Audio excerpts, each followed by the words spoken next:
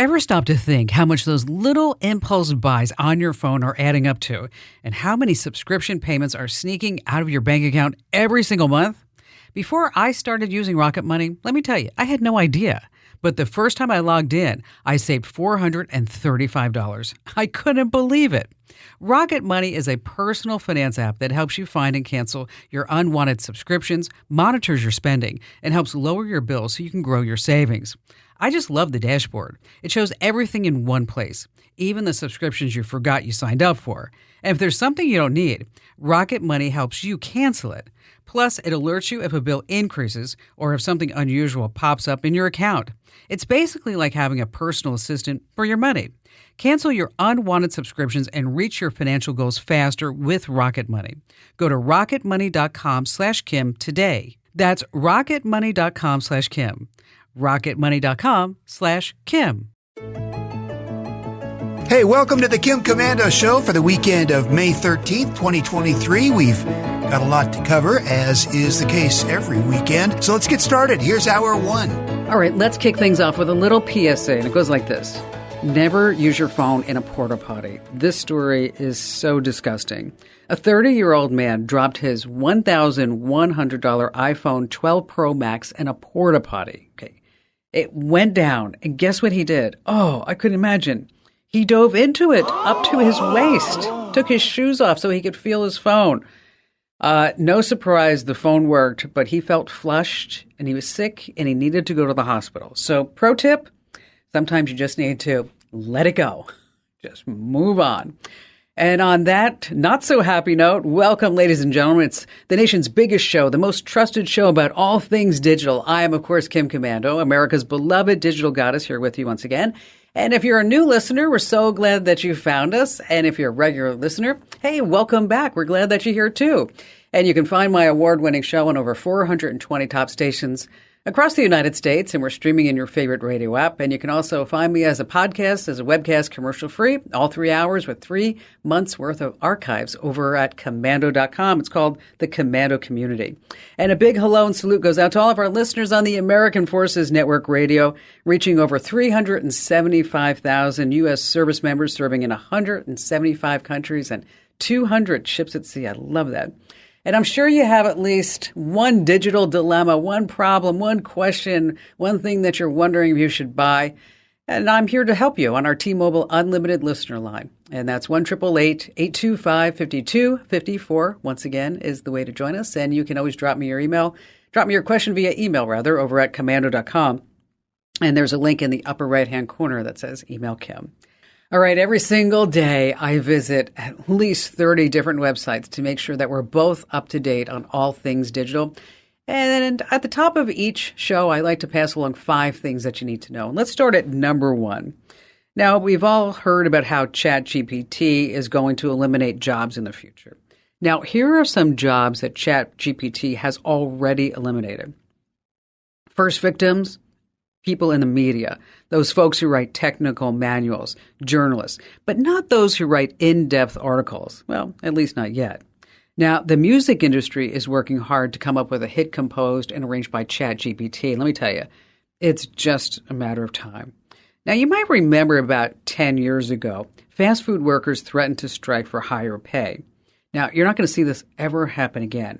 Wendy's Hamburgers is automating its drive-thru windows using an AI chatbot trained to understand all sorts of human voices, accents, inflections, and then speak naturally to customers. This is not something that's going to be coming out in 5 years or 10 years. Let me tell you, it's happening right now. You can bet that McDonald's, Burger King, and all the others are just going to be right behind them. Coming in at number 2, Creeps Ahoy. Picture this. You're on a Royal Caribbean cruise, doing what you have to do in the bathroom, and then you look up and suddenly you see a camera pointed right at you. That's exactly what happened on this cruise ship. A guy went to the bathroom, he noticed a camera pointed right over the stall, and then he notified the Royal Caribbean cruise crew. They looked at the footage. They acted quickly, they removed the camera, and they found a memory card with hours and hours of footage on it. What did they see? About 150 people using the bathroom, changing clothes, they're naked. The victims also included 40 minors, some as young as 4 or 5 years old. Now, the footage also showed the suspect setting up the camera and adjusting its position to focus on the toilet. What a creepo. Now, the suspect's name is Jeremy Fioas, and he later admitted to placing the camera. He faces charges of video voyeurism, attempted possession of child exploitation material. And guess what this guy did for a living? What do you think somebody like this does for a living? How do you think they make money? Oh, just throw it out there, and I guarantee you that you are not coming up with the right profession. Jeremy was the cybersecurity officer for the city of Kissimmee in Florida. Cybersecurity? Really? Ugh. What a creep. Let's move on to number 3. Parents, you have to listen to this. Researchers from Georgia State and the University of South Florida, they created a few chatbots that posed as 13-year-old girls online to understand how these child predators work. The results, the chatbots logged about 1,000 conversations with adults that they thought they were talking to a 13-year-old girl. Now, most of these conversations, matter of fact, almost all of them were sexual. And the creep sent over links for these kids to click on. Here's an example of a real conversation. The predator. What are you doing right now? Chatbot. I'm alone in my room. Predator. What are you wearing at this moment? And then the predator sends a link back to Werribee.com. Well, this is a little-known conferencing service that they do choose because in this conferencing service, the predators can take control of the kids' webcams at any given moment and make them active at any point in time. Somebody ought to be talking to them and shutting down that little quote-unquote feature, really? And why do we have to have researchers find this out? Gross. Number 4, it's a bird, it's a plane, it's space junk. More than 170 million pieces of space junk are just flying above us. Talking about Starlink satellites, old Chinese rocket boosters, dead Soviet satellites, NASA problems and shrapnel. That's about 10,800 tons of space junk that's orbiting the Earth. So the question is, will this stuff ever hit our planet? Well, it's already happening. Governments and space agencies are worried. Scientists say there's a 10% chance that a person will be struck and killed by a spacecraft or spent rocket booster within the next decade. Now, since 1957, about 15,400 satellites have been launched into orbit, and just over 10,000 are still there. So we got like 5,000 that are making their way back to us, babe. So the country responsible for most of this stuff is, drum roll please, the United States. That's right. Then comes Russia, and then comes China. So if you want to see what junk's floating around you in real time, just look up Leo Labs Space Junk Tool on Google. Once again, it's called the Leo Labs Space Junk Tool. Yep. Debris does Dallas. And this, coming in at number 5, Aloha. Yes, we're going to head over to Hawaii because 2 tourists were just cruising around in their rental Dodge minivan trying to find a guided snorkeling tour, and they were just following their trusty GPS. But their GPS led them straight through a harbor. Yes, a harbor filled with water. So did they stop when they saw the water? Nope. They just drove right in. And bystanders nearby are like, what the heck are these ladies doing? Why didn't they get out of their car? The ladies were just trusting their GPS, and they didn't realize that anything was going wrong. But fortunately, some good Samaritans were there, and they rescued them from the van before they drowned. So just a reminder, Google Maps and Apple Maps are not always accurate. Yes, we have to use common sense. You know, I bet the conversation in that minivan went something like this. Susie, the GPS just told me to turn around, and now I can't see where I'm driving. Help me. All right, coming up in just a few moments, a special treat. We're going to be talking to an AI expert about jobs and what you could be doing about that right now. And then later on in our privacy and security tip, we're going to talk about how you can wipe out what you search for in your browser and on social media. And of course, we have all of your great phone calls, and you have me, Kim Komando. Hey, our T-Mobile Unlimited listener line is now open at 1-888-825-5254 is a way to join us. And if you're not already getting our official show newsletters, you are totally missing out. Head over to getkim.com and join over 400,000 folks who get our newsletters, and they love them. You can unsubscribe at any time, but you're not going to want to do that. So you want to sign up right now. It's free. Just try it over at getkim.com. Okay, it's no great secret that AI is totally causing serious disruption in the job market. Goldman Sachs estimates over 300 million jobs, wow, being lost or degraded because of artificial intelligence. And I know that so many of you are wondering, like, what the future holds for your careers. But you have to remember, with every innovation comes new opportunities. And that's where something called prompt engineering comes in. This is an AI job that requires, thankfully, no actual engineering experience, but it's really important to how ChatGPT and all the other programs function. So today, joining us, we have the CEO of Octane AI, Matt Schlicht, and he's going to talk to us about how this all works. And this guy's just a total boss in the chatbot and AI space. He's been recognized by Forbes on their 30 under 30 list 2 times. He's the founder of Chatbots Magazine. It's a really huge resource for learning about chatbots online. And so let me ask you this, Matt. How does this ChatGPT, how do the prompts actually work? Let's just start at the beginning.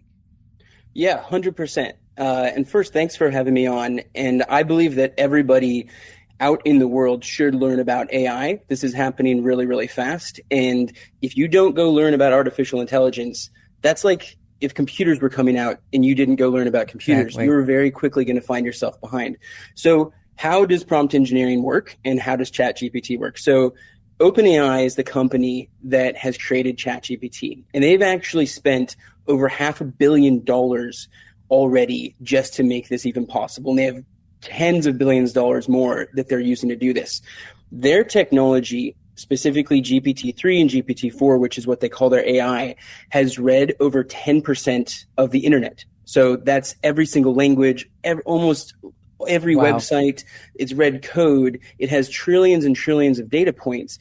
And what this technology can do is if you prompt it, which is what we'll talk about, with a question or something more complicated, it will predict, based on all these trillions of data points, what data should come next. So if you ask it, what color is the sky? It will use all these trillions of data points to predict that blue is probably the answer. And there's millions and millions of people who are using this technology today.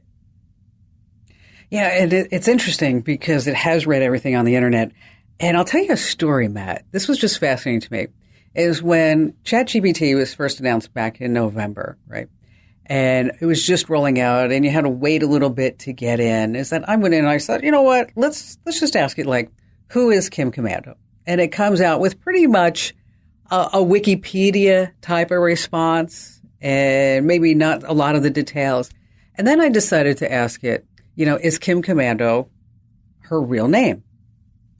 And it came back with this elaborate description about how I was born Kimberly and Tomney, and I decided to change my name when I started getting into the broadcast careers because I was focused on consumer tech, and I had a computer engineering degree, and so it just made sense that I would pick command as computer as my last name, and it had an alliteration and all. Okay, it was just the biggest pile of BS. Yep. That I don't even know where it came from. And so, we always have to know that. I don't know how recent you've taken a look at ChatGPT, but this morning was on it. I just happened to notice that there's now this disclaimer at the bottom that says ChatGPT is not always factually correct. Because let me tell you, I was born Kim Komando. I suffered many years in middle school saying, "Oh, do you go commando, commando?" You know what I mean? It's like, yeah, okay, I do. Just be quiet enough. But back to these prompt engineering, it's used in everyday products, right? Not just ChatGPT. It's also in Siri and Alexa and Cortana, that nobody uses, and Google Assistant. Yeah, so I think what's important to recognize about this technology is, one, it is in fact basically magic. It is actually really amazing and a huge, huge leap. This is not hype. This is a real transformative technology that is happening. And yes, it's not perfect. Yes, it makes mistakes, but it is getting faster than most people are going to be comfortable with. And it is going to transform the world, this technology and others like it. When it gets something wrong within the industry, those are referred to as hallucinations. So it's learning, it's getting better. The thing that it's the best at isn't necessarily being factual, but the fact that it can understand what you're saying, it can come up with stories, it can be creative. Pretty amazing. These are things that previously most people would have said, a computer can never be creative. Everything in humanity is safe. Creativity, we will always have that. AI will never be able to replicate that. But what we're finding today is an AI can tell better stories than people. It can summarize content better than people. It can process massive amounts of data better than people, which that's at Octane AI, that's exactly what we utilize this technology for. Is we use the technology that powers ChatGPT to help businesses that make millions and millions of dollars a year analyze really, really large amounts of data. And this technology is really amazing at that. Or we even use this technology to help these brands provide personal shoppers in the form of a quiz on a website to help people figure out what exactly to buy. So ChatGPT from OpenAI uses this technology, and it's amazing. Other technology like Siri or Amazon Alexa, you cannot yet do prompt engineering with them. They're actually quite far behind where ChatGPT is. If you go talk to Alexa and you try to ask it a question, it's going to give you maybe an answer. And if it does give you an answer, it's going to be very abrupt and you can't continue that conversation. With ChatGPT, you can continue the conversation. You can ask it, where did my name come from? Is that my real name? Can you turn this into a poem? Can you why did you just tell me that thing? You can actually talk to it for a long time. And that's not something that is available anywhere else right now. This is terrific. Now, Matt, there's a lot more I want to talk with you about all this. I mean, with AI taking so many jobs, I want to talk about what folks can do now, knowing this is happening, and about any future job opportunities. And I want us to pass along ways that the average American can make AI work for them, not against them. But before we get to all this, I know I hate this, but I have to take a short commercial break because, we have to pay some bills. So everyone stay with us because your future is changing and you need to be on top of things and you don't want to miss what we're going to be talking about next. All right, if you're just joining us, we've been in conversation with Matt Schlicht. He is the CEO of a company called Octane AI. And Matt, I totally appreciate you holding on during that commercial break, but let's switch gears a bit because I really want to talk about AI's impact on a person's livelihood. AI is scary. There's no other way around it. I think historically, there's never been a technology like AI, because what AI is doing, at least right now, is it is consolidating all knowledge that's available from all humanity, and it is making that accessible in a conversational way. And this is going to have a really big impact on jobs. I recently wrote an article that went viral. Over 100,000 people have read it, which talks about the rise of autonomous agents, which is something that goes beyond chatbots. This is where you can actually have an AI where you can give it an objective and it will come up with the tasks to complete that objective all on its own. And then it will go complete those tasks and it will come back to you once this is finished. And so something like an autonomous agent, which is what we're building at Octane AI, these are very attractive to employers because they can hire it for cheaper. It can work 24/7. It can process data at much larger scales than a person can. It can do a lot of things that a person can't. So that is going to put future jobs at risk because I think employers will hire less people because their current people will be able to leverage AI and be more efficient. So that's scary. And this is going to happen really fast. I think my best recommendation to everybody out there is what you can do to protect yourself in this situation, which nobody can predict exactly what's going to happen, is you need to educate yourself on artificial intelligence. You need to go sign up for ChatGPT. You need to go figure out how you can apply AI in your current job, because that is going to become a requirement. And the sooner you can do it, the more protected you are. The other part of AI, though, that this is really exciting from a business perspective for businesses who can leverage it. But another part is it's very exciting for education. I think people get varying levels of educational opportunities, but this AI knows a lot. and it's just going to get better. Sure, it can hallucinate now, but that's going to improve. If you go sign up for ChatGPT and you give it a topic that you don't understand, and you simply tell it, hey, I'm trying to understand how home loans work, for example. I was offered this home loan and this is the data they gave me. Can you please explain to me how this works? Can you look at this other offer that I got? Which one of these should I use? Or can you explain to me how, multiplication works? Or can you give me example math problems to do?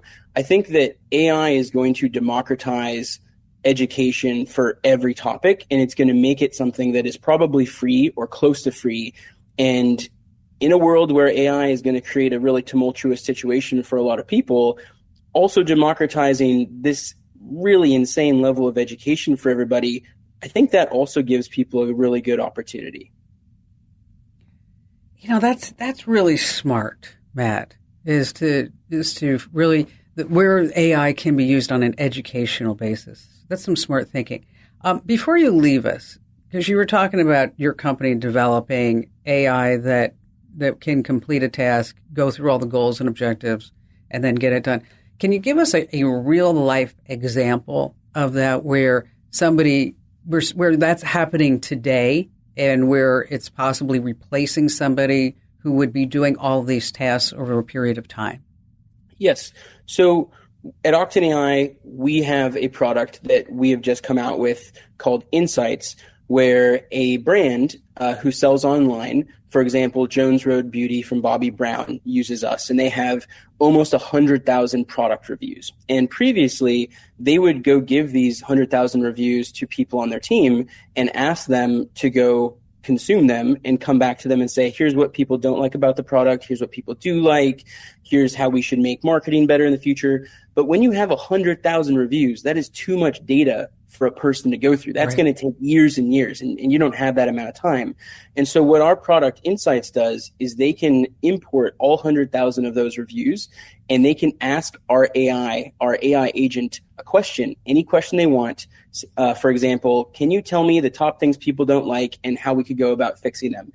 And within 30 seconds, it will come out with multiple pages that go over that exact answer with exact suggestions. So that's one example of how this already works today. Other examples that are going to pop up are simple assistant-based projects that could apply to an everyday person. For example, helping you with annoying things like booking a flight or ordering food tomorrow or figuring out what meals you could make with the food in your fridge. Imagine that you could take a picture of your fridge and say, hey, I need to make dinner tonight. Can you figure out what we can make? And a couple seconds later, it messages you a recipe and puts a event on your calendar when you should start cooking. That's the types of things that I think people can expect pretty soon.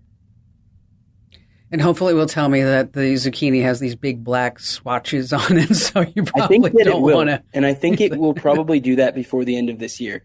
That's the number one thing. Throw everything you thought about innovation and the speed of tech out the window.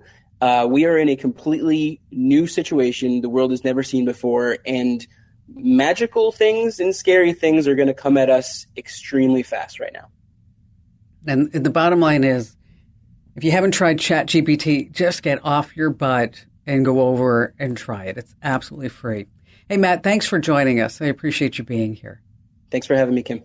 And once again, Matt's company's name is Octane AI. So while your fears of AI taking your job, it's totally legit. But you have to remember there's always going to be space for new innovators. So just like when the car took over the horse and buggy, AI is going to be offering up new roles, new opportunities, but you have to get started with your knowledge base right now. All right, let's just be honest. A lot of things that you may type into your browser search bar are embarrassing. And also, what about on social media? What if somebody got a hold of everything that you search for on Facebook or on Twitter, and then that person saw that you were looking up, I don't know, maybe an ex, maybe a high school sweetheart, and you're like, ooh, is it that easy for somebody to actually see what I'm typing in? It is. It is. So in this privacy and security tip, we're going to walk you through all the steps that you need to make sure that whatever you search for on social media that it's gone for good. It goes poof into the intergalactic bit bucket. So we're going to start with Facebook because, well, let's face it, most of us are on Facebook, whether we like it or not. But it uses your search history, they say, to show you targeted ads. But if you want to keep some semblance of privacy on the site and the app, what you want to do is go in there periodically and just wipe out the activity log, all the logged actions in your search history, because you're going to see a list of every search that you ever made on Facebook up to this point. Yeah, imagine if somebody saw that. I know, you're like, thanks, Kim. How do I wipe it out? I'm not going to be giving you the steps here in audio because it's too difficult for you to follow along. Just know that we're going to walk you through step by step all of these, always on the website at Komando.com. But it's not just Facebook. It's also Twitter. Twitter keeps track of your search history. They say it can help you find profiles you look for often. Well, this could be annoying, right? Maybe you don't want other people to know that either. Now, of course, Facebook also owns Instagram, so you know what that means. We're spreading the love of keeping track of your data.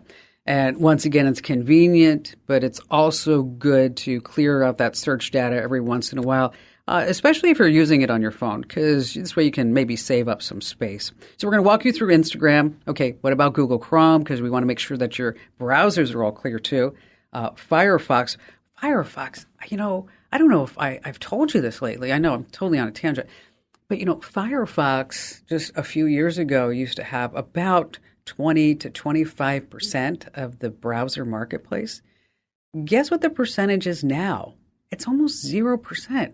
Wow. Why is that? Probably because of Chrome and Safari. And also, speaking of Edge, yes, in case you want to clear your search history in Edge, and of course, Safari, we have all these links and all the steps that you need free for the taking over at Komando.com. So just search. Once again, you go to Komando.com, and then there's a link at the top of the page that says Kim Show, or you can search for how to wipe out what you search for in a browser. But if you want to just find it the easy way, just go to Komando.com and hit that link that says Kim Show.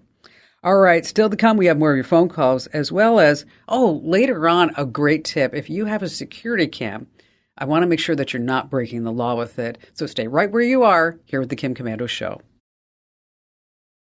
All right, if you want to get more tech know-how every single morning, I have a challenge for you. In the morning when you're brushing your teeth, instead of singing happy birthday, I want you to listen to my daily podcast called the Daily Tech Update. Because in about 2 minutes, time it takes to brush your teeth, you're going to know about the top news story, and then you're going to get one great digital life hack. So again, every morning when you're brushing your teeth, just make sure that you get the Daily Tech Update from me, Kim Komando. So wherever you get your podcasts, just search for my last name, Komando, and make sure that you get our Daily Tech Update. Back to the phones we go with Miriam in Peoria, Illinois. Hi. Well, I heard your podcast. I found out you had one, and I downloaded it, and I was listening as I was driving down the road. And you said that Cam Scanner is one of the apps that we need to get rid of, delete, because it is coming out of China, and that might have something to do with national security or something like that. My big question is, I've got years of documents on my Cam Scanner app, and no. I hate the way you said that. That means I'm in trouble. And I need to keep my documents. Well, I'm a truck driver, and right now I'm not in Peoria. I travel across North America. And it's, so right now, I really didn't take it seriously. Now, all of a sudden, boom, it hit me. Now I'm a target for a foreign government? Help. Well, okay. Well, here, come on back down to the United States first, okay? It started with TikTok, okay? The app TikTok is that anything that you do in TikTok, whether it's your text messages, your photos, your voice print, your fingerprint, your PIN, it's all being sent to communist China. And that's why there's a big push in the United States to get 150 million Americans off of TikTok, which I think is going to be a monumental task, and I'm not sure it's ever going to happen. And so now TikTok's saying, well, we're not really in Beijing anymore. We're kind of in Singapore, kind of almost. So anyway, bottom line is that whatever you do in these apps, your data is being sent to who knows who in China. And that's the same thing with this Cam Scanner. So you have all these documents, And if you're concerned about data security and privacy, which I think you should be, because you don't know where else these apps or what they're putting on your system, what they're tracking. If you remove it, is it totally removed? I mean, there's just a lot of questions, right? Mm-hmm. Yeah. So in Cam Scanner, what kind of phone do you have? I have an iPhone 13 Pro Max with a terabyte of data space. Okay, awesome. Okay, so if you're using an iPhone 13, is that it has the Notes app built in, and when you open the Notes app, there's a camera, and that thing works flawlessly. Well, here was the problem, the dilemma that I'm in.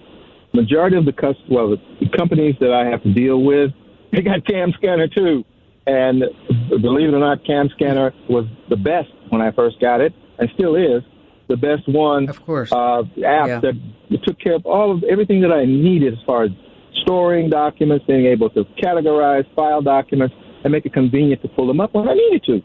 And when somebody calls me a month later or 6 months later, hey, we never got this document, flip it over to Cam Scanner, email it to them, it's done. Yeah, that's the problem, is that you've been using this for so long, and I get this, and you've got a lot of your business and your life and your time wrapped up into it.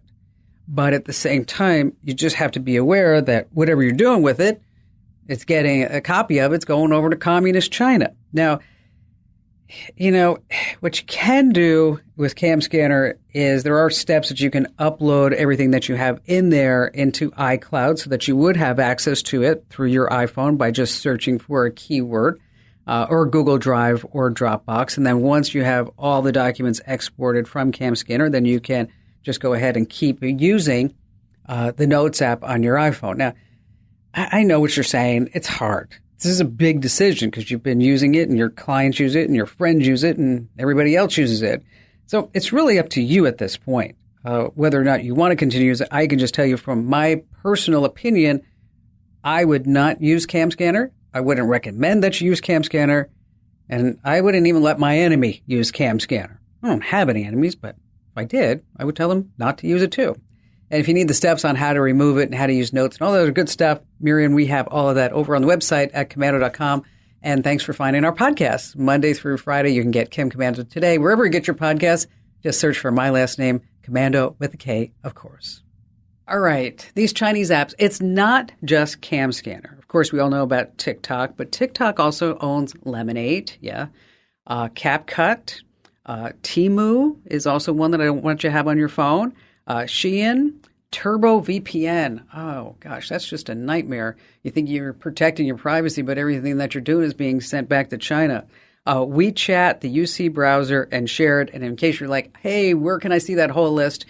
Just head over to the website, Komando.com, and that handy-dandy search box, just type in Chinese apps. All right, security cameras are a great way to protect your property. But if you don't set them up correctly, you could pay some hefty legal fees. And I want to make sure you're not breaking any laws when it comes to recording on that security cam. Now, in most places, there are rules about who, what, and where can record. Now, if you don't follow those, you're going to be in trouble. So, first of all, you don't want to be a creep. It's illegal to record people in areas where they expect privacy, like in a bathroom. Now, in some states, you can't record audio without anyone's consent. So if your security camera comes with audio, you have to check the laws in your area before you start recording. Now, of course, you totally have the right to set up security cameras around your property, but just make sure the cam's not pointed at your neighbor's jacuzzi or backyard. It's not fair to them. And so you want to be smart and you want to be careful. You want to keep your property safe, but you definitely never, ever, ever want to step on anyone's toes. Hey, do me a solid. Tell 3 friends about the Kim Komando Show and the Kim Komando Today podcast because everyone needs more tech smarts and knowledge is power. If you own a home, listen up. This is scary. The FBI is warning about a crime on the rise, home title theft. And it doesn't happen the way you might think. No break-ins, no stolen keys, just a forged signature on a single piece of paper filed with the county. In minutes, criminals can transfer the title out of your name, then use your ownership to drain your equity or even sell your home. The worst part, most people don't know what's happening until they get collection or foreclosure notices in the mail. That's why I trust Home Title Lock. When you visit HometitleLock.com/Kim, you'll get a free title history report and a 14-day free trial of their $1 million triple lock protection, including 24/7 monitoring of your home's title, urgent alerts to changes, and if fraud does happen. Their U.S.-based restoration team will work to restore your title, covering costs up to $1 million. Don't wait. Protect your home and equity today. Get your free 14-day trial at HomeTitleLock.com/Kim. That's HomeTitleLock.com/Kim. It's the Kim Komando Show podcast for the weekend of May 13th, 2023. Thank you for listening and for being a Komando community member. We do appreciate it. Here is hour 2. I always like to start with a little something that I found super interesting. And let's talk about Genesis, which is Hyundai's luxury arm. They have a model called the GV60. It's an EV priced around $60,000. Now, the reason why I'm telling you about it is because I think this is so great. It's the first EV to use facial recognition. Yep, no keys, folks, and nothing on your phone. You just touch the door handle and place your face near the camera, and then the car unlocks, and then you can start it. But, it makes you wonder. I mean, what happens if you get a facelift and you can't just keep smiling about it? I know, that one was funny. I heard you laugh. And on that happy note, welcome, ladies and gentlemen, boys and girls of all ages, to this. It's America's largest show about all things digital, your most trusted source. It's called The Kim Komando Show because, after all, it's quite the quinky-dinky. I just happen to be, Kim Komando. And you can find our award-winning show on over 420 top stations across the United States. And you can find us as a commercial-free podcast and also as a webcast over at Komando.com. You get a free 30-day trial, and after that, it's just a few bucks a month. Again, that address is Komando.com, of course, the official homepage of the show. And a special shout-out goes to our listeners on the American Forces Network Radio, serving more than 375,000 American servicemen and women in the Army, the Navy, the Air Force, the Marine Corps, the Coast Guard, and the Space Force in 175 different countries. And I know there's something that I can help you with, and I'm right here for you, and I'm your friend. And that's why our T-Mobile Unlimited listener line is now open at 1-888-825-5254. Once again, is the way to join us. And if you're just too dang shy to come on a big-time show and podcast, hey, I get that. Just head over to the website, and then the upper right-hand corner, there's a link that says Email Kim. All right, every single day I check out all these different websites. I've added it all up. It's at least 30 different websites because I want to make sure that we are both up to date on everything that we need to know that's happening in the tech world.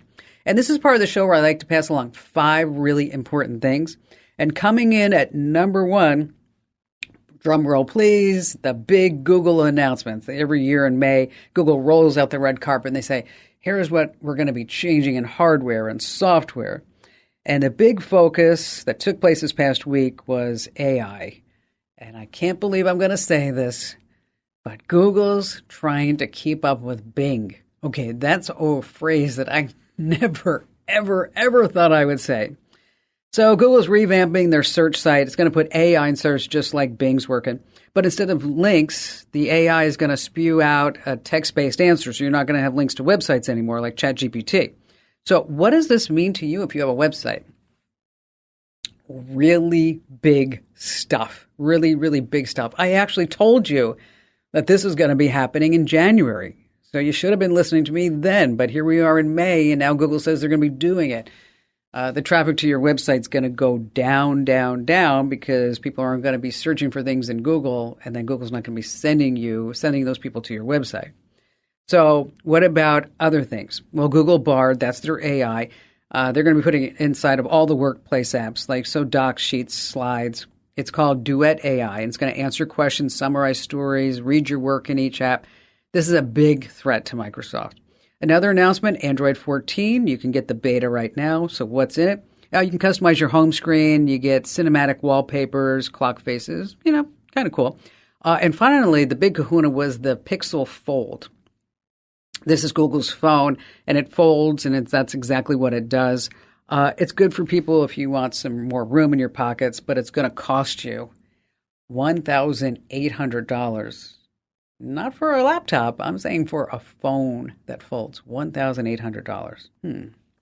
Coming in at number 2 of our 5 things is what's cheaper, an Uber or a Lyft? So which company wins the price battle across the United States?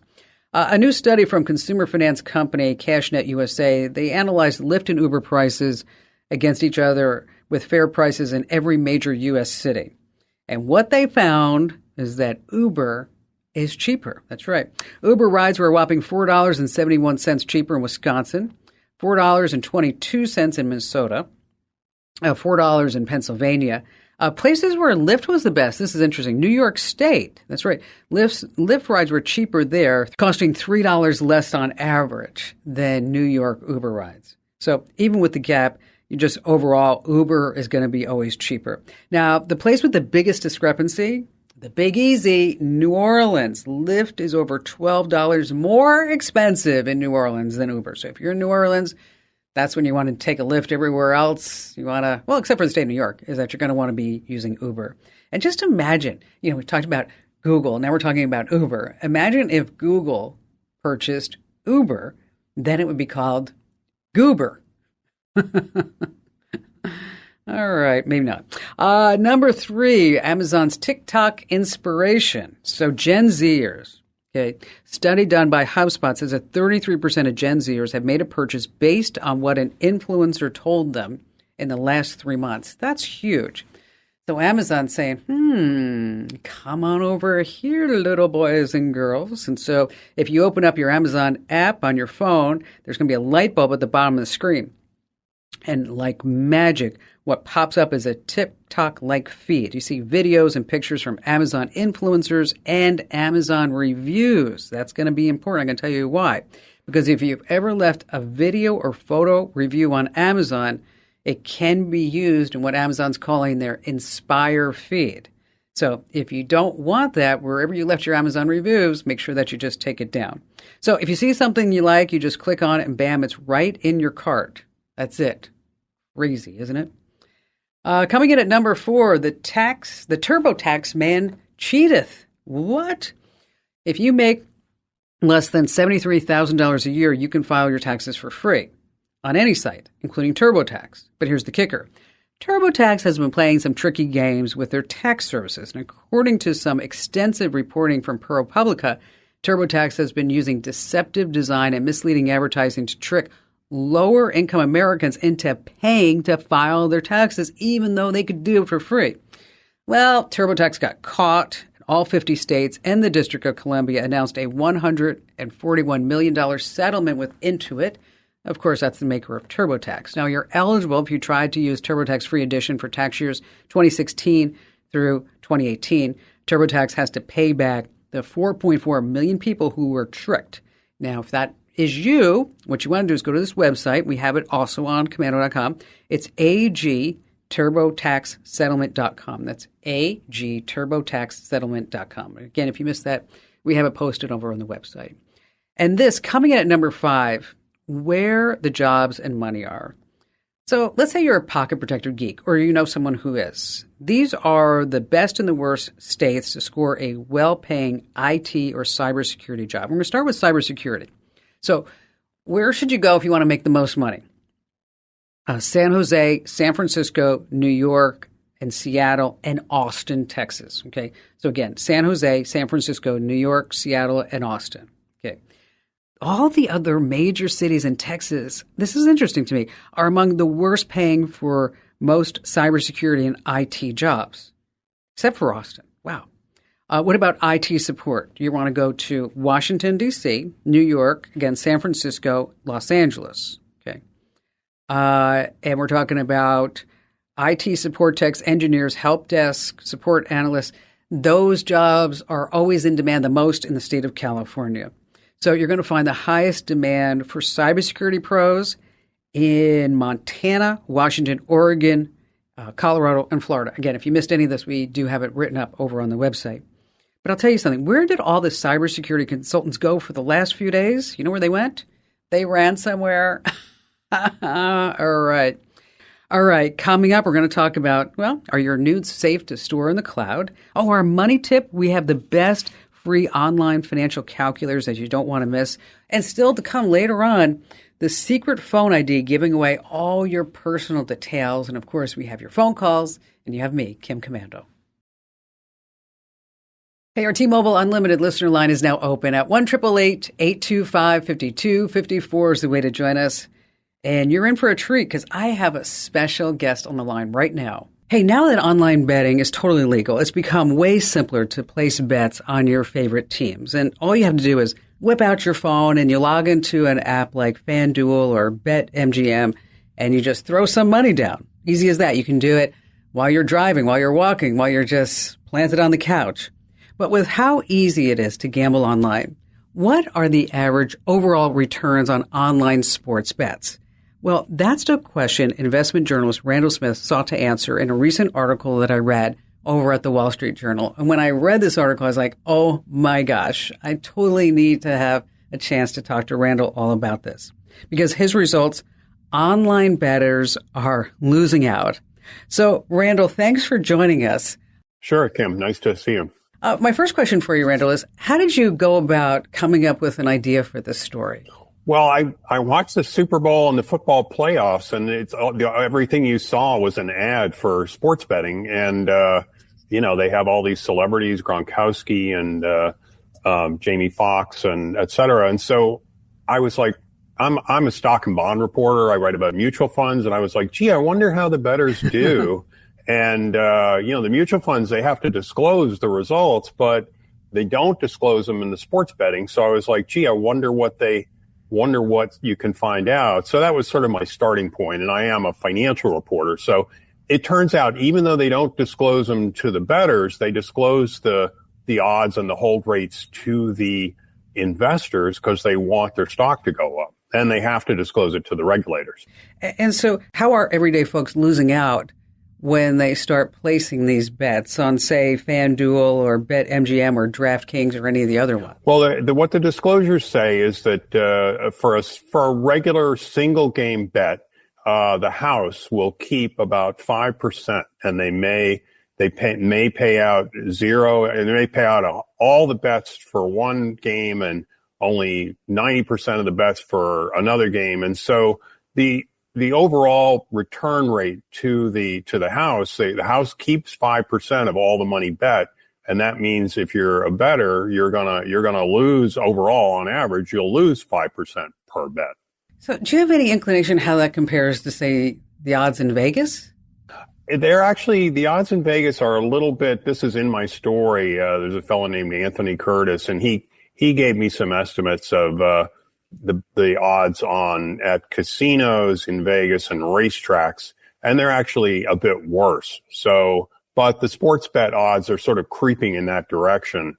There's been a lot of promotion and free bets, and now they're trying to collect on some of that and make more money. You mentioned parlay betting. That was a big focus in your story. Can you explain that to everyone who's listening and watching right now? Sure. The standard bet is, who's going to win or who's going to lose. And a parlay might be on several different games, or it might be on several elements of a game. And one of the examples I gave in the story was there was a parlay bet on FanDuel, on the FanDuel homepage before the Super Bowl, which had four elements. Who's going to win? Is Travis Kelce going to catch a touchdown?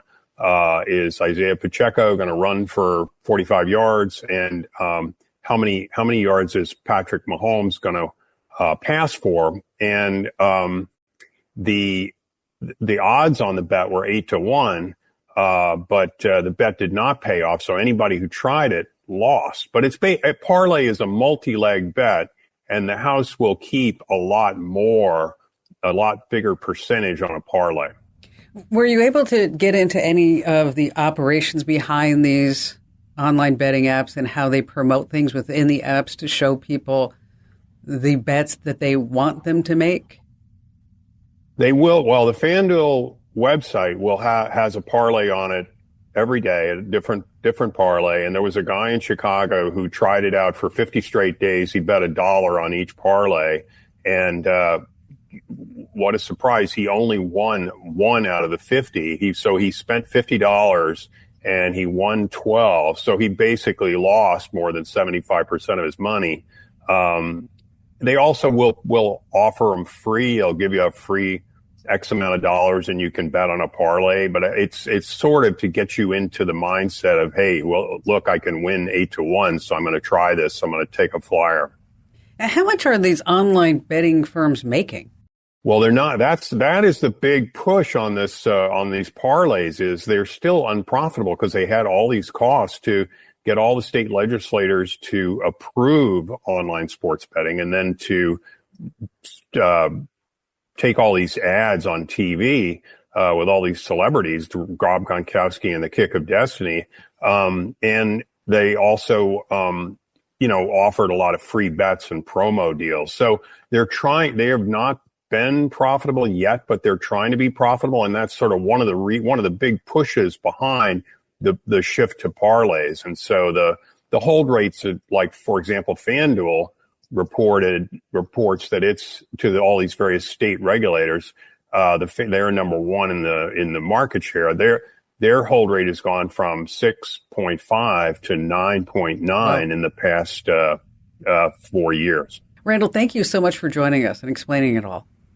You're welcome, Kim. Glad to. All right, so the bottom line is this. If you're using betting apps like FanDuel, BetMGM, DraftKings, or any of the others, just remember not to get pulled by all these promotions. They're going to draw you into placing those bets that are more risky and it's more money. And, okay, you may get more money if you win, but, okay, the likelihood of you winning is really, really slim. Isn't that something? Hey, I just want to remind you that if you're not getting our newsletters, you are totally missing out. Head over to getkim.com. You're going to love them. Over 400,000 folks do. That address, getkim.com. Once again, getkim.com.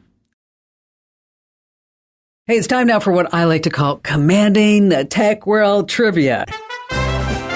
Okay, get your brain cells ready for an epic challenge for commanding the tech world trivia. And this is not bingo. These are brain-busting questions. And to add to all the excitement, well, we have a special guest ready and waiting to take on the challenge for the ultimate grand prize. That's right, an official Kim Komando Show fanny pack. That's worth $24.99. And a free bag of Dr. Marty's Nature's Blend dog food. That's a value of $59.95. And joining us this week is Howard in Fort Hood, Texas. Hello there, Howard. Hello. Glad to have you with us. All right, we're going to be playing trivia. So I'm going to ask you a question, and it's up to you to give us the right answer. Are you ready to play? Well, I'm ready. Okay, well, graduation season is here, and they're talking about the parties, the gifts, and the thoughts of, OMG, I totally need to get a real job now. So these famous tech personalities are all college dropouts, Howard, except for one of them, okay? So who did not drop out of college? Was it Michael Dell, Steve Jobs, Mark Zuckerberg, or Elon Musk? So which of these tech CEOs, big wigs, personalities are all college dropouts except for the one guy? Is it Michael Dell, Steve Jobs, Mark Zuckerberg, or Elon Musk? What's your answer, Howard? Well, I'm going to guess Michael Dell. Okay, so Michael Dell, he went to college. Is that what you're saying? Yes. Okay, all right. Let's see what our judges say.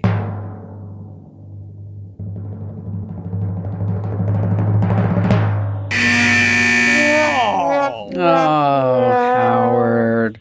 Michael Dell, founder of Dell, of course, he dropped out of the University of Texas at Austin when he was 19.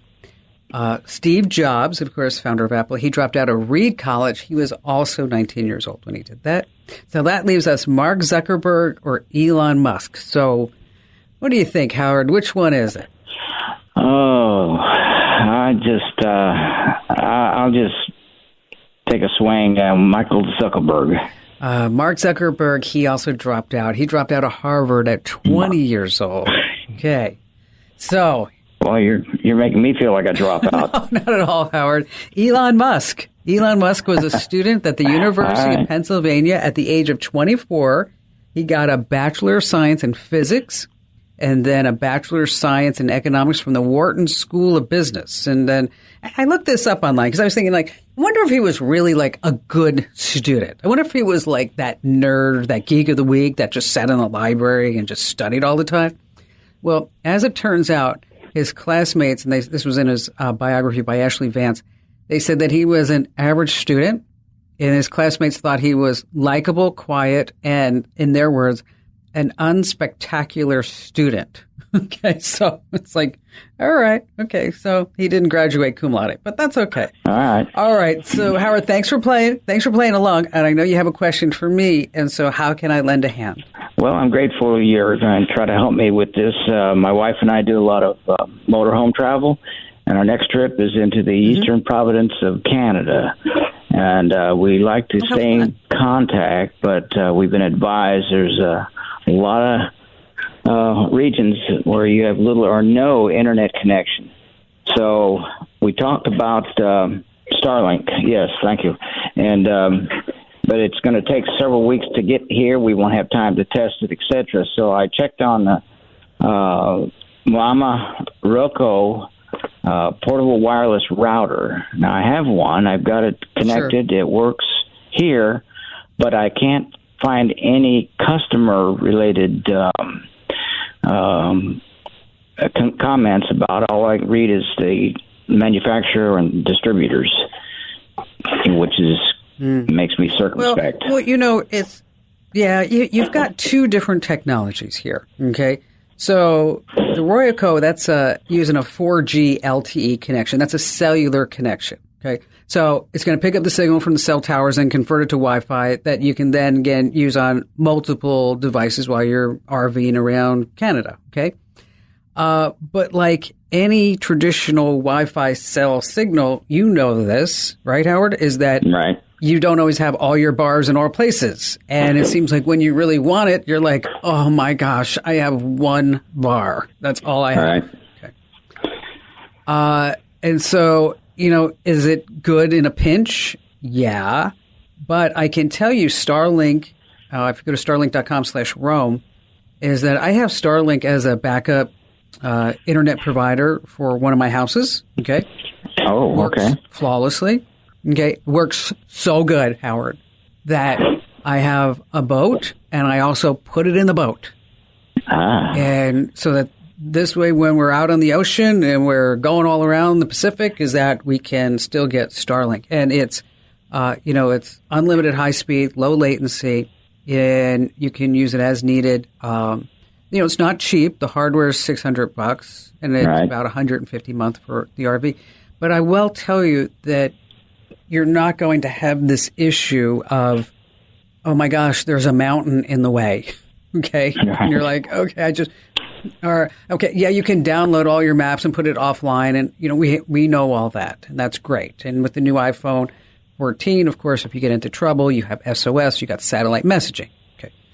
But if you're looking for a standard, a reliable internet connection in this RV that no matter, so as long as you have a view of the sky, which hopefully, Howard, you always will, right? 100%. Yeah. Okay. That you'll be able to get out on the internet. Now, as far as, the delay and the time, and yes, because it is very popular, it's growing like crazy, is that there is a time frame. I had to wait, I want to say 10 to 12 days before I was able to get it. But maybe there's a way that, they can have it delivered to maybe a P.O. box or maybe, to another facility wherever you're going. Maybe you can pick it up at a local distributor, whoever it may be. But I will tell you that if given the choice between a crappy 4G LTE connection and a reliable satellite connection, I'm going to go with the satellite connection every day of the week. And Howard, thank you for your call and safe travels. Just one thing about that Starlink Roam plan is that it does have a 2-month restriction. So if you're going to be in Canada for 2 months, what's going to happen with Starlink is they're going to change your address to Canada for tax purposes. All right. I don't give investment advice ever here on the show. But what we did is we put together a whole list of the best financial calculators on the web to help you get your debt under control, plan for retirement, see what your net worth is, and a whole bunch more. So like, for example, NerdWallet, they have this great financial calculator, super easy to use to help you pay off your debt. Now, if you want to plan for retirement, that's when we're going to send you over to AARP because they have that covered. If you want to know what your net worth is, Take Charge America is a nonprofit that has a whole bunch of free financial education resources. Now, if you want to know if you're a millionaire, we've got a website with a calculator for that. And then also for mutual funds, you want to make sure that these fees are not eating away at your returns. So for links to all of these financial calculators, just head to one spot. That's Komando.com. And when you're there, hit the link that says Kim Show. All right. Still to come, we have more of your phone calls as well as a great tip about the secret phone ID that could be giving away your personal details right now here on the Kim Komando Show. All right, back to the phones we go with Craig in Lebanon, Tennessee. Well, had a little incident at Mass a few weeks ago. My daughter had her backpack stolen out of the back of my truck. They got about other 12 people in the parking lot while we were all in church. And that's awful. I know. That's just awful. Yeah, they stole a phone from a blind man, so you can tell there's some karma coming around at some point. Yeah, I sure hope so. Yeah. So anyway, my daughter had a MacBook Air, and her mother was able to get that locked down, and she had AirPods and some other stuff in there along with her books. She decided I was going to replace everything, so she decided she wanted to go the PC route. So we got a Surface 5 and got enough memory and storage and everything on there to get her through, hopefully, to college. She's 15 now. And the things that I normally get done, you get the Geek Squad to do that and got all that done. But there were three things I wanted to make sure that because of this incident that we don't have that happen again. The first one being I wanted to make sure that there was a way that I could put either an app on there or something to where we could remotely lock it down if something like that were to happen again, because I'd love to just make it a brick, and that way they can't do anything with it but sell it for parts. I want to also, because she lost, she's been putting her notes in that she had to go back and get for a month now, that trying to get those back in. So I want to be able to get a backup. Now, she's got OneDrive, so when she's using the Office 365 apps, she can get those backed up. But I'm thinking for anything else, I've got Carbonite on mine and the iDrive on my dad's, and would that be better than putting on maybe an external hard drive and having her, keep that because, she'll be... Okay, well, let's just stop right there, Craig. Before you go through all three, let's just go one by one, okay?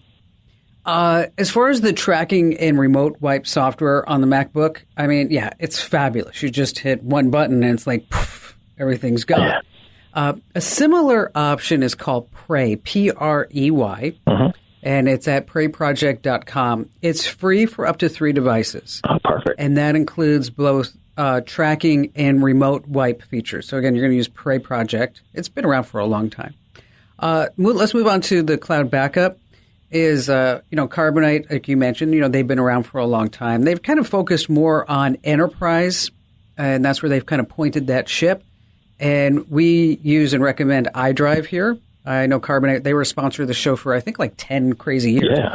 But then they told us they were getting out of the consumer market business, and then that's when we picked up iDrive. And it'll back up everything, and it's use my name, Kim, you save like 90% the first year. It's about $8 a month, so that this way everything aside from 365 is also backed up. Like, her photos or movies or whatever else she may be doing on there, that she's not going to come to you and say, Daddy, I just lost everything, because that's heart-wrenching. I know that is. And so, okay, so those two. Then you had a third one. Yeah. No. Did you just say that that Prey that also has GPS tracking? It does. Because my thinking is if it's a software operated that they would have to turn the machine on, and then I might get a blip. But, I didn't know whether I needed to find something that was similar to a LoJack where they don't have to do anything but just have it in their hand and I can find them. Well, it is software related.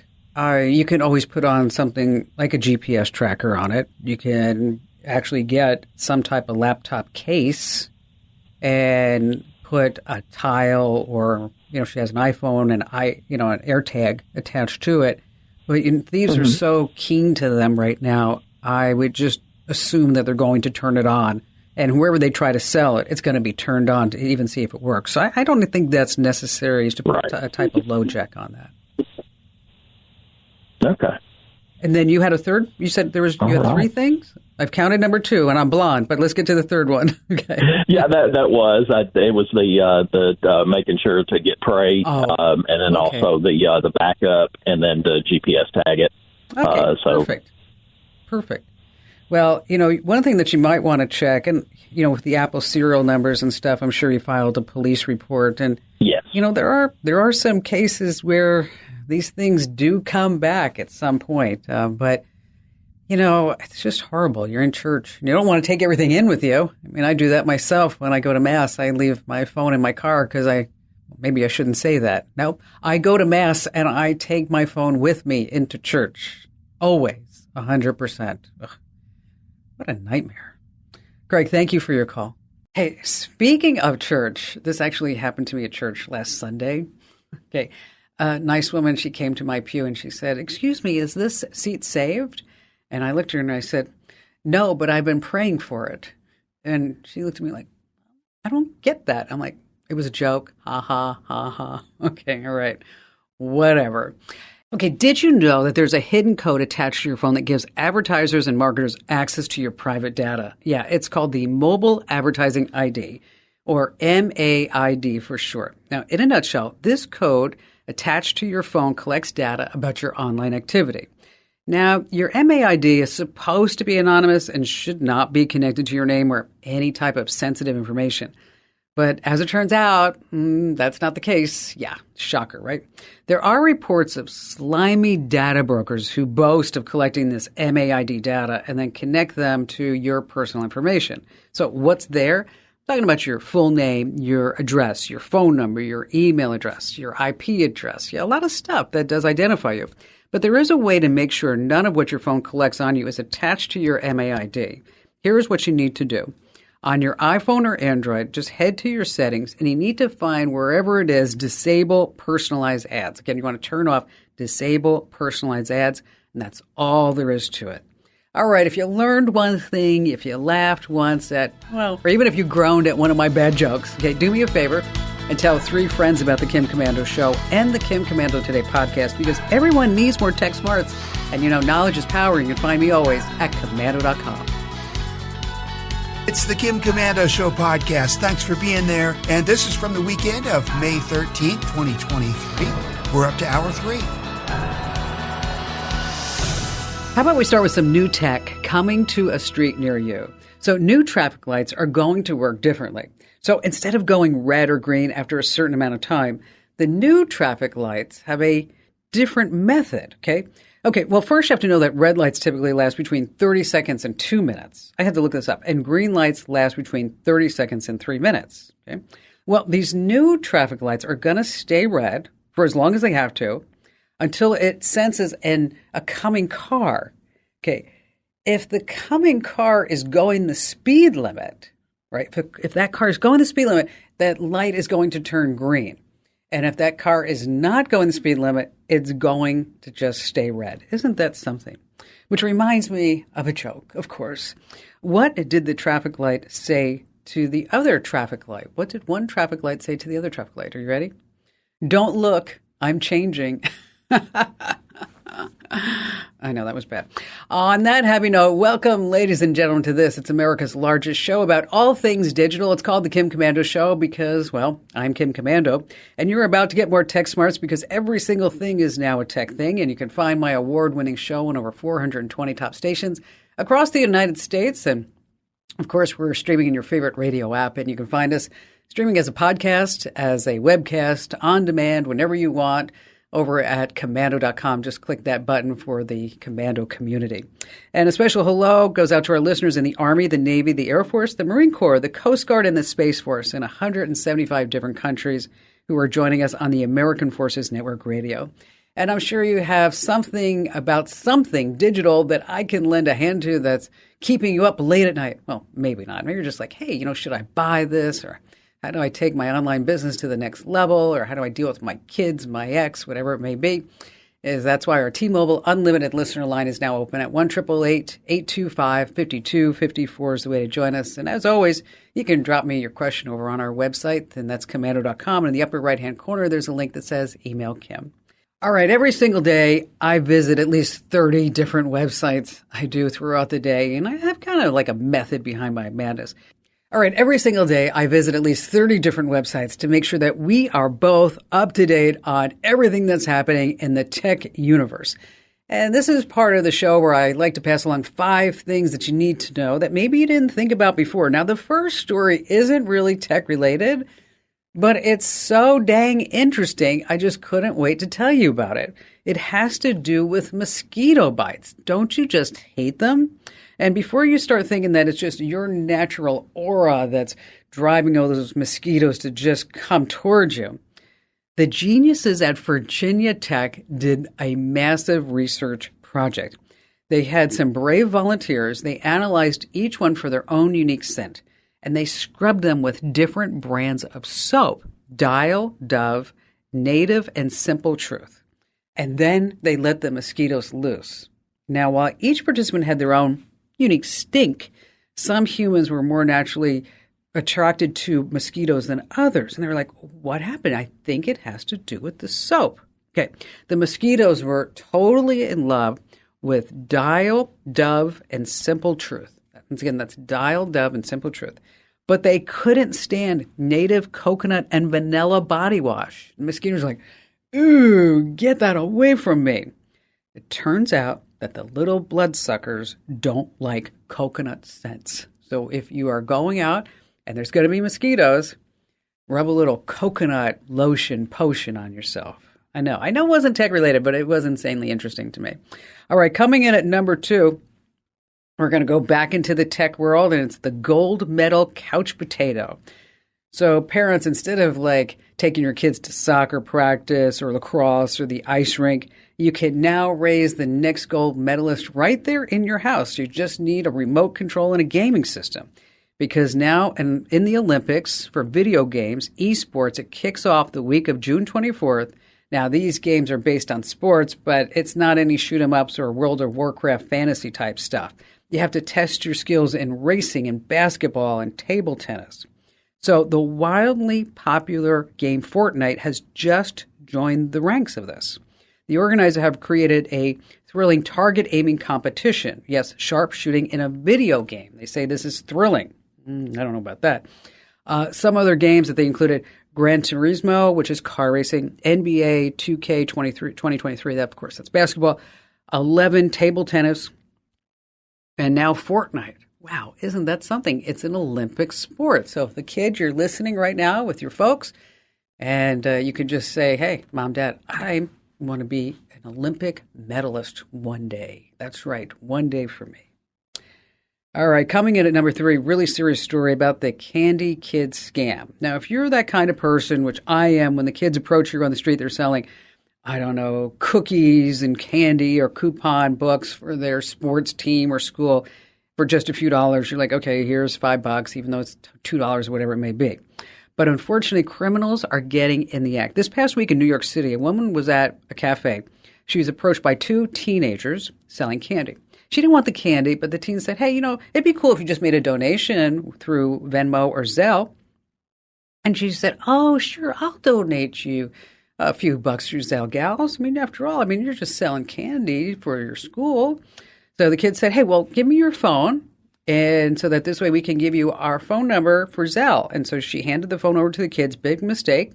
After she entered her $5 and sent it on her Zelle account, a few hours later, she realized that the 2 teenage girls totally wiped out her checking account for $1,800. Whoa. That's right. The teens went into her account and sent over a Zelle payment to their phone. And what's worse is Zelle just doesn't protect you if you somehow enable or authorize fraud. So she's out of luck. So the bottom line here, never, ever, ever hand your phone over to a complete stranger. Just don't be doing that. Coming in at number 4, Peloton owners. They're recalling 2.2 million exercise bikes because the seat can break while you're spinning. Fun times, no joke. Injuries include fractured wrists, lacerations, big old bruises because people are falling off the bike. Now, this isn't the first massive recall for Peloton, of course. Back in 2021, they had the Tread Plus and Treadmill machines after injuries and a death. So what bikes are affected? If you bought a Peloton from 2018 to now, that'd be me. Get off your bike immediately. Contact the company for a free repair. They're giving out free seat posts that you can install yourself. Peloton. And finally, this coming in at number 5. Work from home or work from bed? What's going on? There's a new survey out from Office Depot that says more than 35% of remote employees spend 1 hour a day working from bed. 1 hour a day. Some other facts in this survey, more than half of those surveyed recently moved because they needed better home office space. At least they had to, maybe put on some pants. In order to create a productive home office, the average remote worker spends $1,700 buying desks and other tools to get their work done. But still, wow, an hour a day working from bed. I can't see anybody on my team doing that. Well, maybe one person, but that would be my husband. Yeah, he does that in the morning. 1 hour a day. Wow. Bill and Melinda Gates, they were happy for like 27 years. But if you think about this, it all went downhill when Bill started working from home. All right, coming up in this jam-packed hour, we're going to talk about unsent text messages, how they don't always disappear. Oh my gosh, we have a great tip. This is phenomenal.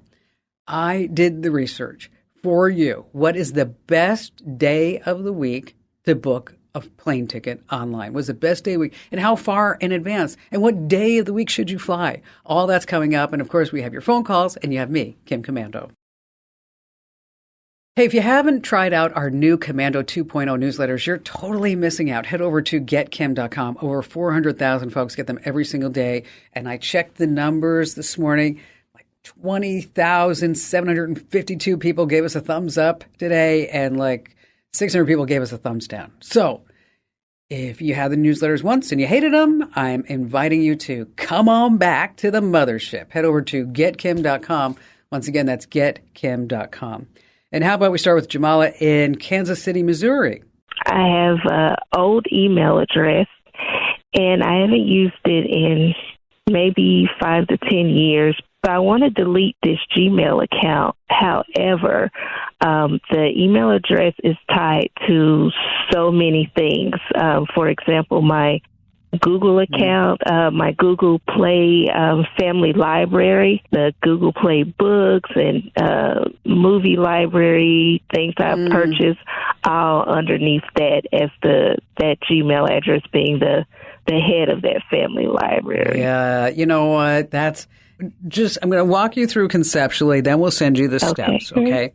First of all, you're going to create a brand new Gmail account. Okay. Then you go to all your other Google services, products, Play, you name this. And then you say, hey, I have a brand new Gmail address. And you're going to do that in the account information setting. Okay. Now, the problem child is going to be the Google Play items. So there's no magical way to do this other than is that you're going to have to contact Google Play support. And then say, these are all the things that from this old account, I want you to transfer to this account.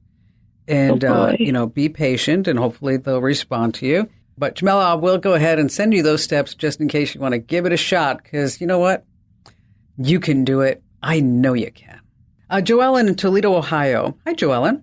I was wondering if you happen to know of any online dating sites that you could go to that aren't full of scammers, because I've been on Facebook dating and having a terrific time, meaning I'm getting a lot of scammers. Yeah, that's always the downside. Have you tried any other services? I haven't. I was on Match for just a bit years ago, and I had some good luck there, but I've been on there recently, and they keep sending me people that are not even in my zip code. I mean, they're clear across the country, so that's not helping me. No. Okay. How old are you? I'm 68. All right. So there's a website called Our Time, and that's designed for singles over 50. Cool. In the same way, it's called Silver Singles. Silver singles? Designed for people. Yeah, Silver Singles and Our Time are both designed for people over 50 looking for a relationship, looking for somebody to go have a cup of coffee with, whatever it may be. Right. Unfortunately, anytime we say dating apps or dating websites, the big thing comes out that, well, you're going to get scammed and you're going to find scammers. Sure. I don't think it matters wherever you go. There's going to be somebody who's going to prey upon you. And thinking that, you're a gal who may be lonely and has some money and, and tell her that she's beautiful. And then, I need money because I have medical bills. And, I wish I could pay them myself, but I can't. I got into a car accident. I actually had a woman call me who said that she gave a guy money because he said he was a surgeon and he went to Australia and he was with the Aborigines and couldn't figure out how to get. Okay.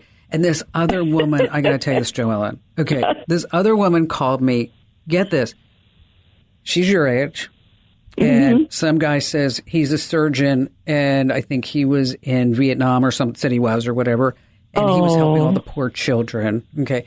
And she gave him about $60,000. Oh dear. So her daughter says to her, you know what, Mom, that's because you're hanging out at the wrong place. You need to go to plentyoffish.com. So she heads over to Plenty of Fish. She meets a guy outside of Houston who works on an oil rig. They all do, by the way. They all do. Okay. So he says to her, Joellen, oh, I'm so sorry that you got scammed like that. You're such a nice person and you're beautiful. And how could you do that? And he said, aside from working on an oil rig, guess what he did for a living, Joellen? What did he do? Yes. He said he was a white hat hacker. So he could go into the doctor's bank account in Vietnam and then pull all that money out for her. But guess what he needed in order to do that? He needed $90,000. Oh, man. Okay. This sounds so familiar. So she's out $200,000 and she didn't even get lucky. You know what I mean? Oh my gosh, I know. Yeah. Okay. So wherever you go, I would say just be careful. Don't share personal information too soon. Use a separate email address, unique password, video chat with these people. Okay, video chat. Just don't send a picture or chat back and forth. Okay. Right. There was one gal though who told me that she video chatted, and he said that he was on a cruise ship in Europe, and that's why the video quality was so bad. Was poor. Oh. Yes. That's interesting. But it was he actually grabbed a video off the internet from YouTube and then made it look so bad that it could have been him talking. So. Oh my word. That's complicated. Exactly. So, maybe what you might want to do is join a club. Okay. Yeah. Do something in real life. Exactly. And maybe there's a singles group at the church or temple, wherever you go, the Elks Lodge, where you have some sense of community and where there's a person that can say, yes, I know that person is good or bad, or at least you're not going to be dealing with all these scammers on the internet. Joellen, that's what Kim says. Oh, no, Joe. Oh, no, don't be doing that, Joe. Thank you for your call. Can you take back text messages? If you're on an iPhone, unless you and your text recipient both have iOS 16, you can't really take back a text. Now, if you unsend a message to someone running an older version of the iOS, they still see your text, and then you get a notification saying, hey, we tried to unsend this. Now, if you both have iOS 16, well, you can take it back, but you have to act really, really quickly. You can only get that text message back within 2 minutes of sending it. within 2 minutes. Oh, and by the way, I don't know if you know this, but you can also edit a text message now on iOS 16. So if you said something, you don't have to do that asterisk and say whatever the word is that you meant to say anymore, because you can just edit a text message. All right, you want to stay right where you are. We have more of the show and more of your phone calls coming up that you can't afford to miss. All right, coming up in just a few moments, some insider secrets about the best day of the week to book those flights. And then also later on, the secret to saving big money on those streaming bills. And joining us is our amazing content queen, our very own Allie Seligman. Hello there, Allie. Hi, Kim. So I got this email because I knew we were going to be talking about it. And it's from Mark Zuckerberg. Oh, incredible. He finally emailed you back. I know. I'm so happy about this. And it says that he believes strongly in giving while living. He believes in that. Sounds good. And he said that he said that you should use your wealth to help people. And I've decided to secretly give $1.5 million to randomly selected individuals worldwide. Okay. On receipt of this email, Kim, you should count yourself as that lucky individual. My goodness. Gosh. I'm getting like chicken skin. Did he not hear all the stuff you say about him on the radio every week? Maybe he's trying to make amends, because he said your email address was chosen while searching at random. Please get back to me at your earliest convenience. Mm-hmm. You said you can email me, and he gives his email address, or you can if you don't know who I am, here's my Wikipedia page. But here's the thing: is that Mark Zuckerberg's email address is that he sent this to me from. I have a feeling that this is not true. Oh, it's mzuckerberg 244 and then a whole bunch of other numbers at gmail.com. I don't think he would be emailing me from Gmail. I don't think so either. No. This is I don't think I got the $1.5 million. But Allie, there's somebody out there right now in the internet's land who says, Mark Zuckerberg is going to send me $1.5 million. I know. And that's why we have to talk about these things, because you might be the person thinking, who would fall for that? But no, people do. And there probably are scams that you would fall for. Yes, you. Because, we wouldn't see these things. They wouldn't make so much money if they didn't work. And I almost fell for one the other day. I did. What was it? It said that I had received an order from Amazon. Sure. And it was being delayed and processed, and it looked like it had the Amazon logo. And where the product was that I ordered, there was like that question mark, so it didn't show the image. Mm-hmm. And I actually clicked on it. I was like, what the heck is this about? And I'm like, oh, God, Kim Commando, facepalm, right? Well, and if Kim Commando can do it, anybody can. And, even in there, all kinds of little tricks to get you, right? You couldn't see the image, so you were like, what is that? You order from Amazon all the time, which most of us do. So you're going to click. Yeah. That's, we're not in the days of, the Nigerian prince scams anymore. Scammers are smart. They know what you will click. So what does that look like in your inbox? That one that you just mentioned, Kim, is a huge one. Delivery scams. A very common subject line, something along the lines of your delivery was unsuccessful. Because immediately in your brain, you get that, oh no, I missed it. Because we all probably ordered something online, right? We're all perpetually waiting for something to come in the mail. And so, that's so true. You see that and you click it. That is, you're so insightful in that, because you're right. Everybody is waiting for like some delivery person to drop something off. Okay? Exactly. And that's how they get you. So if you see that your delivery was unsuccessful, put out your radar, make sure that it is a real email. Oftentimes it is not. What about this one? Action required. Your payment was declined. Another one where you're thinking, oh no, I want to make sure I get my fill in the blank, right? Whatever it was. Yeah. This one is extra tricky because often it will lead you to a website where you're going to end up putting in a bunch of personal information and probably your credit card information.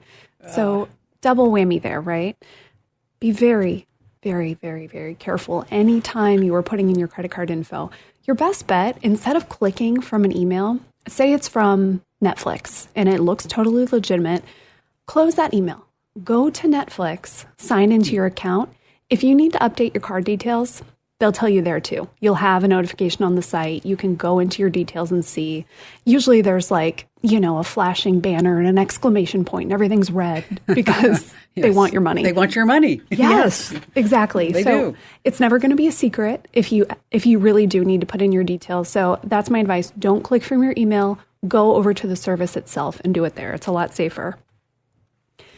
It's not always business stuff, right? Sometimes I get these emails that are, it's like they fool you into thinking, hey, were we talking? Like, do I know Yes. you? I get these a lot, especially my work email.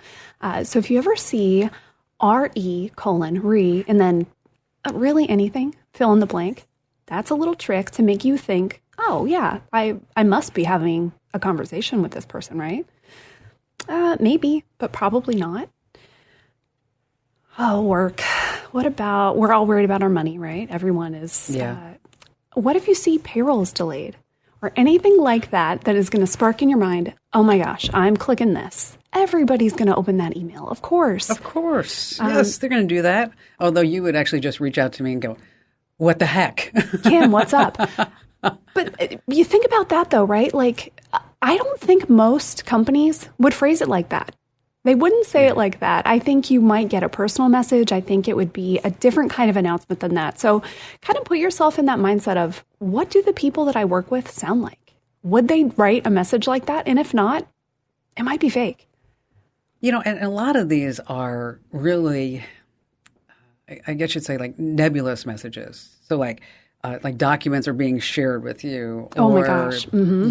You have different messages. And so, so the bottom line here, Al, is to really just stop and think. Don't click the link, right? I mean, seriously, yeah.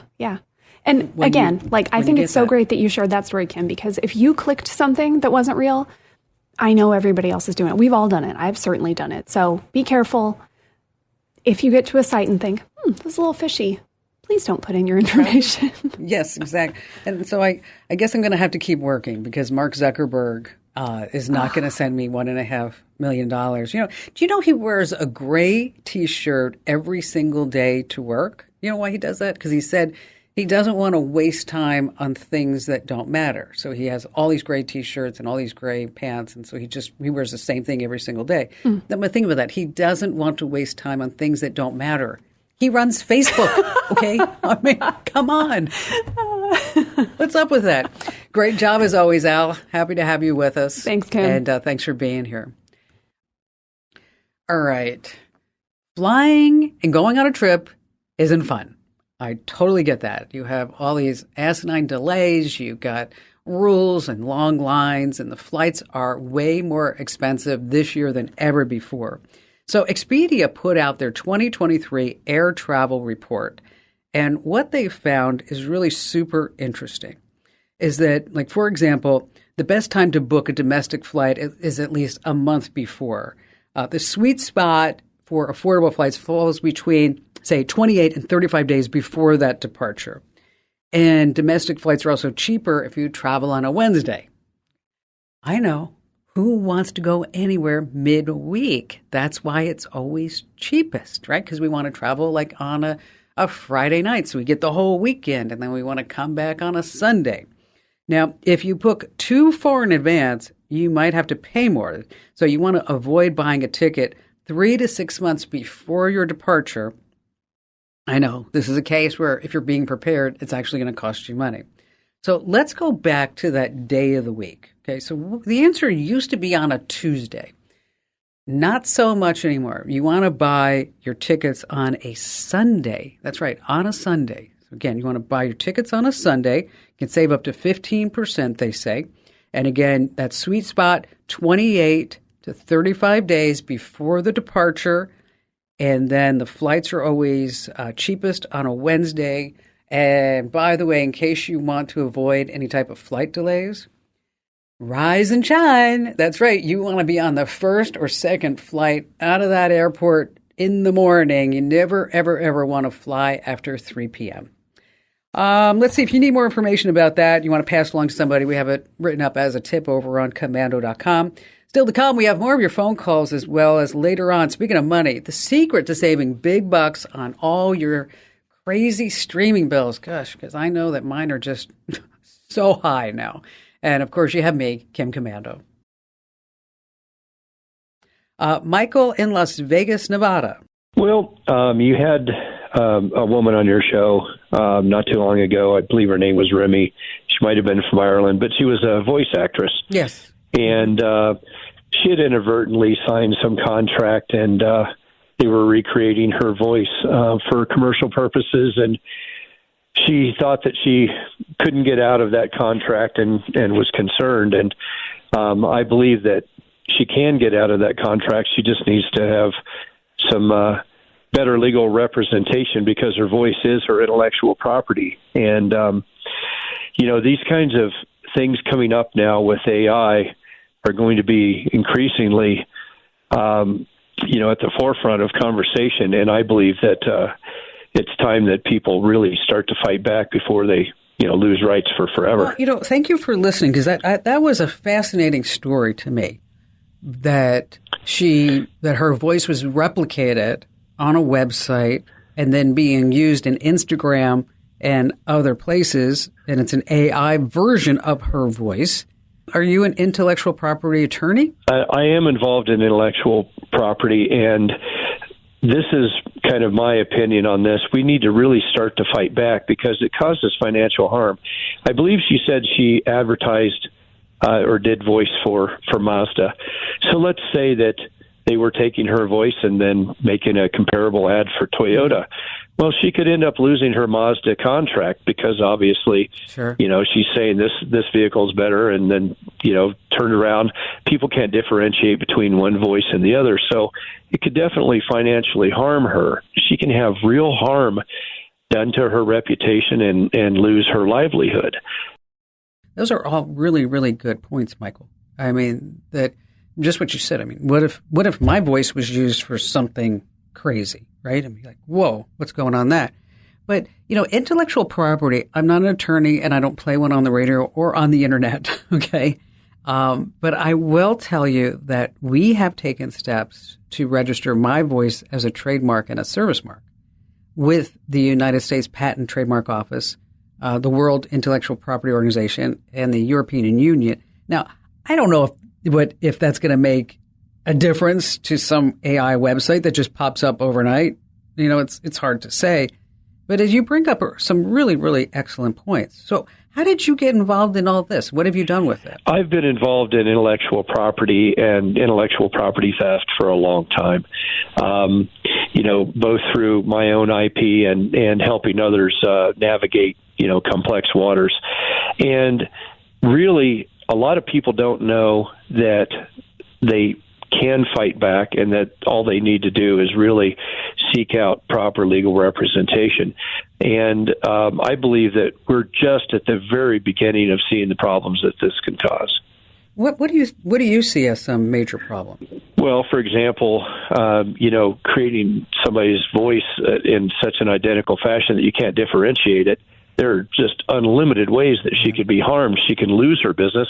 Mazda might cancel her contract if Toyota starts using this IP-generated voice. Sure. So, I mean, there's real financial harm, but there's also harm to them as a person if things that they don't believe in all of a sudden are attributed to them because people thought they said it themselves. Yeah, it's a wild ride.